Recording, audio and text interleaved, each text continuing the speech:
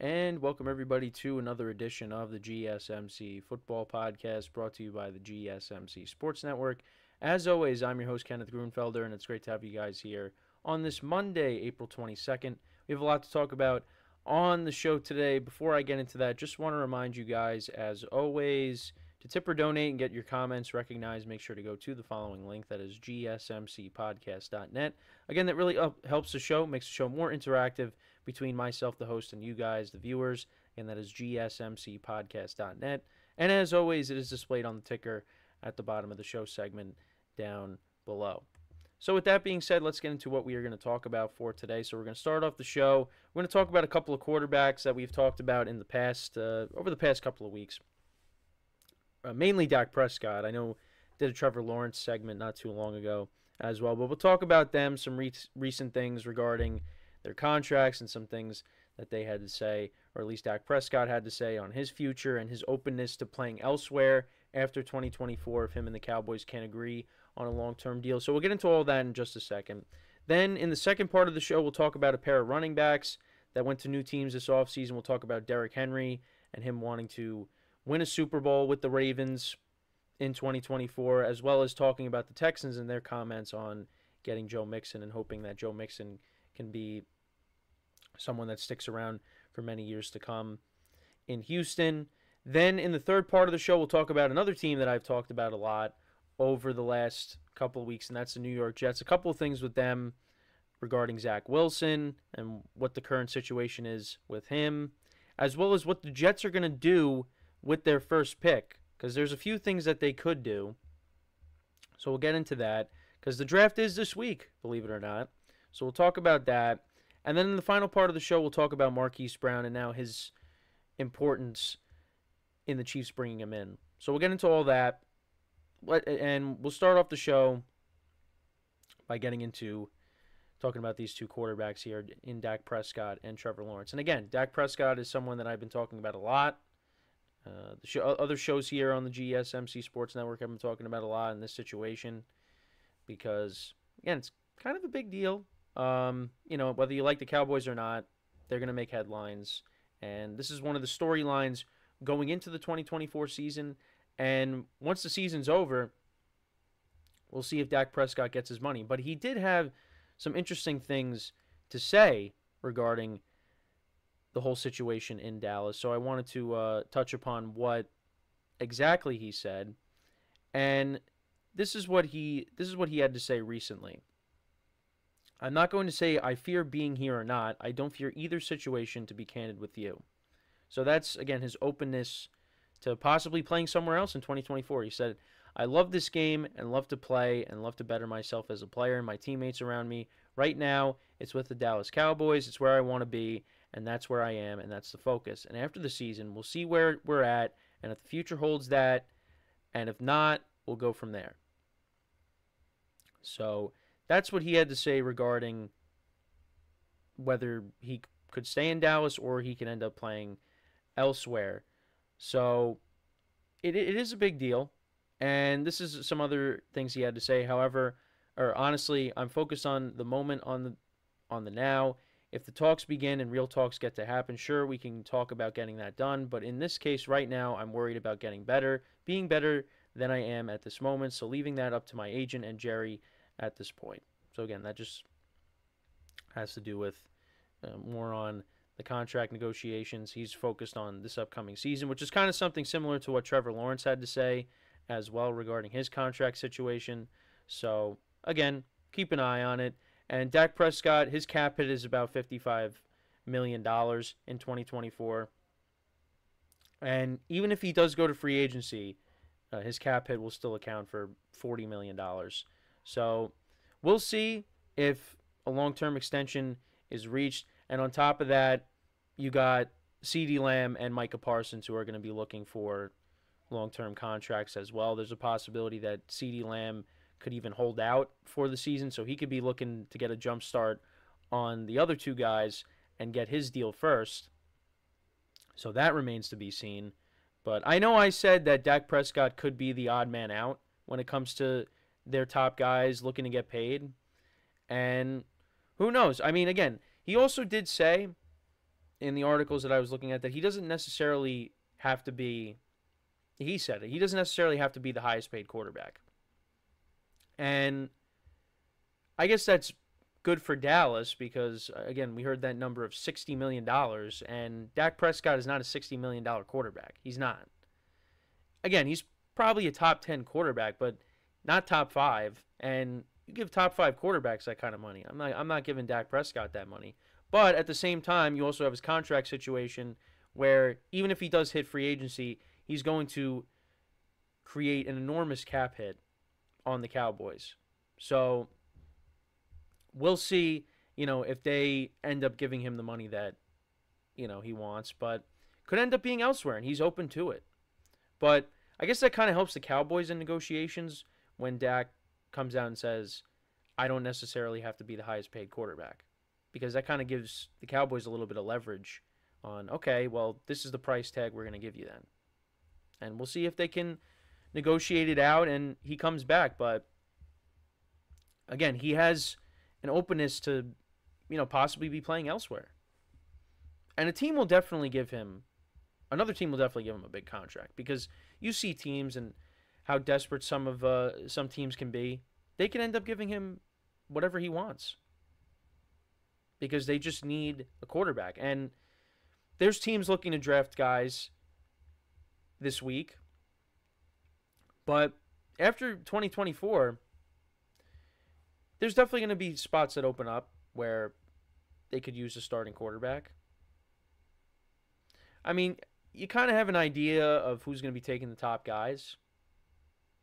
Then going into next year, going into 2025, again, like I said, spots could open up, and Dak Prescott can maybe be on the move and go elsewhere. One team I think about is the Broncos. I'm curious to see what they're going to do, because you kind of know what, again, the Bears are doing, the Commanders are doing. The Patriots, I mean, they're locked in at number 3. They should be taking a quarterback. The Vikings are probably, I saw something last night, Vikings could be looking to get into the top 10. So you figure they're going to take somebody. Then you got, like I said, then you got the Broncos. You also have the Raiders that could be in on a quarterback as well. I'm curious to see what the Broncos do. Especially after letting go of Russell Wilson. So, again, our questions will be answered on Thursday and beyond that. So, that's definitely something to keep an eye on. But that's a team that needs a quarterback. So, we'll see what ends up happening with Dak Prescott and his contract negotiations. But again, the Broncos, that's a team that could use a quarterback. But again, you got Russell Wilson's dead cap. So I don't know. Maybe that's a possible destination. So another quarterback here. Let's get into that. Maybe the Broncos aren't the best spot for Dak because of money constraints, but I don't know. That's just one team I was thinking of. Now, let's talk about Trevor Lawrence and the updates on him. So, Trent Baalke, the general manager, had some comments on Trevor Lawrence's contract. He said, we've had some great talks and great conversations. I spoke with his agency again last night. We're working, but you can't force this stuff. I said the same thing with Josh's situation. I said it would take some time, and it did, but we're glad it got completed when it did, so we could go into the offseason program knowing that's behind us and we can move forward. We're working at it. We'll continue to work at it. Ownership is involved, obviously. Coach is involved. We're going to put our best foot forward and hope to get something accomplished there. So we'll see. Again, I mean, it seems like they really are going to give Trevor Lawrence a contract extension. The other thing, too, is they're going to be looking to address the wide receiver position, or at least, address trying to get another playmaker for Trevor Lawrence in this offense. Because, again, I talked about this last week. The receivers aren't bad, but it's definitely lacking when it comes to a number 1 wide receiver. Now, you lost Calvin Ridley, and the season before that, Christian Kirk actually had a good season after they gave him a big contract, which myself and one of my friends, we weren't like, I mean, good for him that he got paid, but it was like, I mean, really for Christian Kirk? But Christian Kirk played really well. So I don't think the receiving core is bad. And they added Gabe Davis to replace Calvin Ridley. And, Gabe Davis didn't have his best season. I mean, people thought, including myself, we thought Gabe Davis was going to be the next big thing after the playoff performance he had against the Chiefs. And then he just never really lived up to that. Now, I don't think Gabe Davis is a bad wide receiver, but I think he's definitely a little bit of a downgrade from Calvin Ridley. But, you got him, Zay Jones, Christian Kirk. You also have, Evan Ingram, who has played really well since he came over from the Giants. And then you have Travis Etienne. But they're missing something. And losing Ridley, I think, is going to hurt. Again, Ridley was inconsistent throughout the year. Did finish with over 1,000 yards, despite basically missing 2 years. But they're missing something on this offense. And they could be addressing the position through the draft. And we'll see what they end up doing with their first pick. But it seems like they are committed to Trevor Lawrence. So, and I think people still have their questions when it comes to Trevor Lawrence. They did take a little bit of a step back. Well, I mean, the collapse was bad. Jaguars did take a step back last year. And I think Trevor Lawrence wants to go out there and play more like he did in 2022. And, when the Jags were off to an 8-3 start, you want to see that Trevor Lawrence. But again, a lot of their collapse had to do with him getting hurt. So they got to make sure that they keep him upright, make sure he's healthy. You bring in Mitch Morse over from the Bills when the Bills released him. So that's something else that they're probably going to address in this draft, I would imagine, is, getting some offensive linemen as well. So I think that's what they're going to work on is, shoring up the offensive line, maybe adding another playmaker. Because, again, you look at the defensive line for this team. Again, you got to like it. You got Walker, Armstead, and they just signed Josh Allen to a big contract. So you like the, the defensive line. So, I mean, they're going to add some defensive players, you would imagine, as well. But I think really their priority is surrounding Trevor Lawrence with the best talent with this draft. So if they're going to shore up the offensive line, again, bring in another playmaker, that's probably what they're going to end up doing, at least with the first couple of picks, I would imagine. But it seems like the negotiations with Trevor Lawrence, they're moving more so than what's going on with Dak Prescott.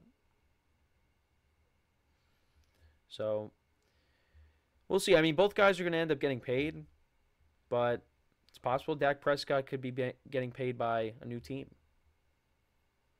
So keep an eye on it, but that's really my thoughts on both of these guys. Let me know what you guys think about both of these quarterbacks. How do you see them performing in 2024? Let me know in the comments. So when we come back from our first break of the show, we're going to talk about a couple of running backs. Two running backs that ended up switching teams this offseason. One by a trade, one via free agency.